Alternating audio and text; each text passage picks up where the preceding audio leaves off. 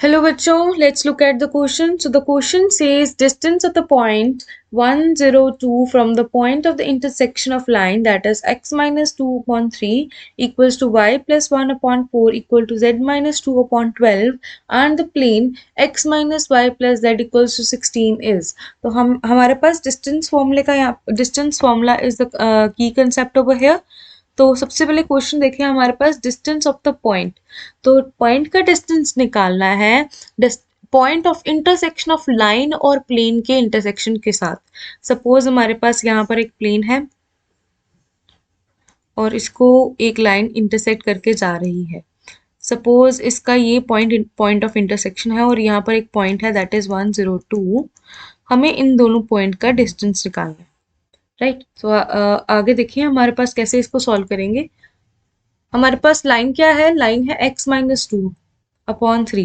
तो लिख लें that is x minus 2 upon 3 is equals to y plus 1 upon 3 plus 4 upon 4 equals to z minus 2 upon 12.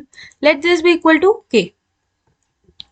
Right. तो हमारे पास x की value क्या आ जाएगी, x की वैल्यू आ जाएगी 3k प्लस 2 और y की वैल्यू आ जाएगी 4k माइनस 1 और z की वैल्यू आ जाएगी 12k minus plus 2.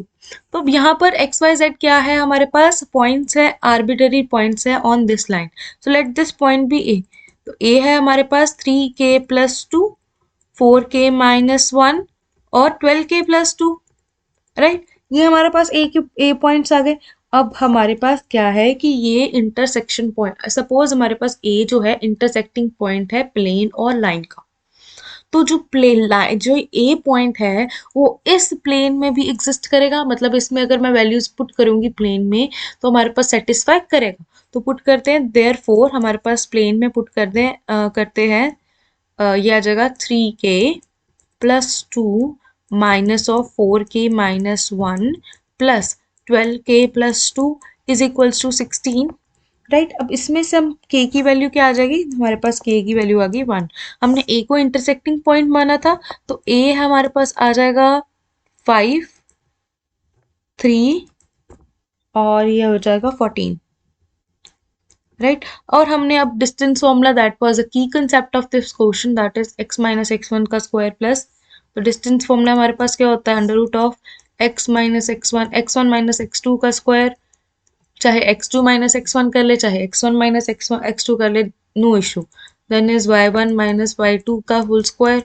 Then is z1 minus z2 का होल स्क्वायर. इसमें ये वैल्यूज पुट करते तो डिस्टेंस हमारे पास क्या आ जाएगा, under root of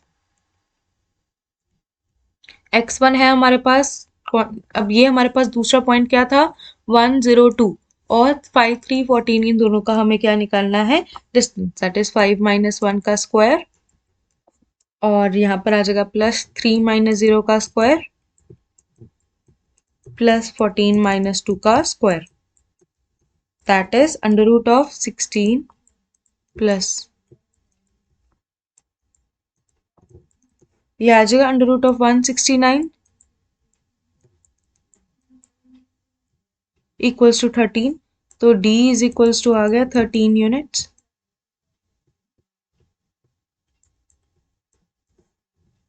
So the answer for this question is option D, that is 13. I hope you understand it well. Best of luck.